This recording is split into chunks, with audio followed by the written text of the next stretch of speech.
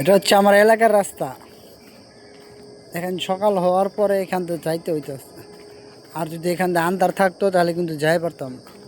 জায়গাটা কীরকম মনে হইতেছে আপনারা বুঝেন, এখনও গোলা গোলা লাগতেছে। বুঝছেন, এসে রিস্ক আউটার ওয়াল, এটা অনেক ভয়ঙ্কর একটা জায়গা।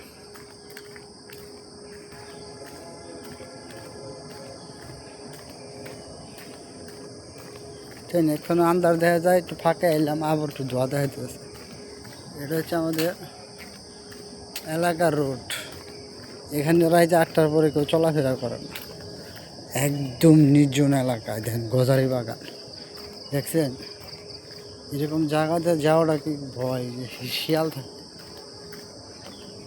কিন্তু এখন 10টা শিয়াল আমার ধরে, তারা কিন্তু আমি শেষ। হ্যাঁ, বাগানটা কিন্তু অনেক ভয়ঙ্কর। রাতের বেলাতে কেউ থাকে, যাই না, এটা সম্ভব না। প্রায় মিনিমাম 2 কিলোমিটার, 1-2 কিলোমিটার এরকম আর কি। তারপর বাড়িঘর, বসত বাড়িঘর।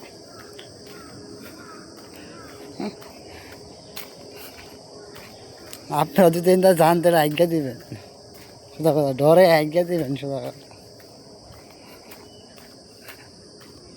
আমাদের এলাকার মানুষ এখান থেকে রাত করে চলাফেরা করে না, ভয় পায়। দেখেন অনেক পুরানো একটা গেট, দেখছেন? এখানে কী লেখা আছে দেখছেন?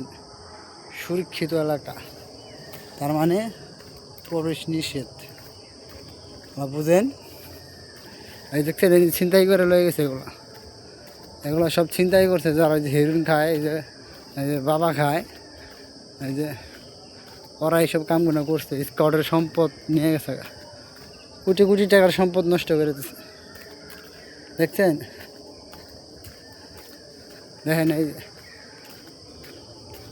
লাইন পুরোটাই বেঁচে কেনে খেয়াল হয়েছে।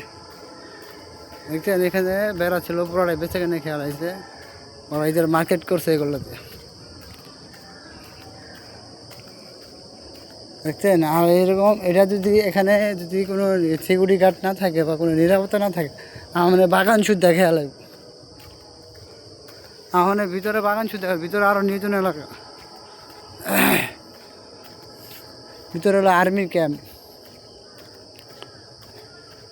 দেখছেন? একদম পুরা প্রায় মিনিমাম না হলো 50,000 টাকার মাল নষ্ট করছে ওরা।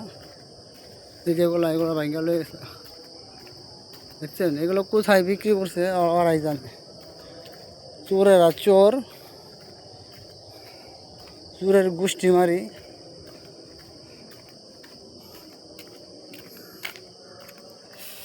এলাকাটা দেখছেন কিরকম, কেউ নাই, আমি একা।